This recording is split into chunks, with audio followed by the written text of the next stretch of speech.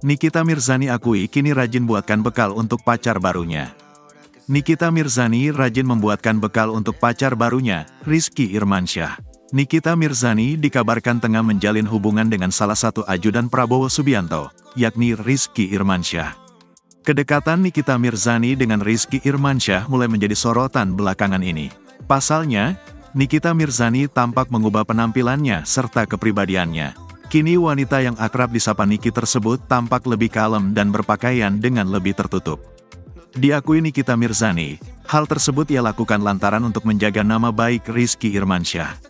Kan ini beda ya dari laki-laki sebelumnya gitu, harus dijaga semua-semuanya. Yang dijaga bukan hanya nama dia, tapi nama Bapak Prabowo juga gitu, ungkap Nikita Mirzani. Tak hanya itu, Nikita Mirzani diketahui juga seringkali membuatkan bekal makanan untuk sang kekasih. Hal tersebut dilakukan Niki lantaran dirinya tengah hobi memasak. Iya, buatin bekal, aku jadi hobi masak karena dia doyan makan, ucap Niki.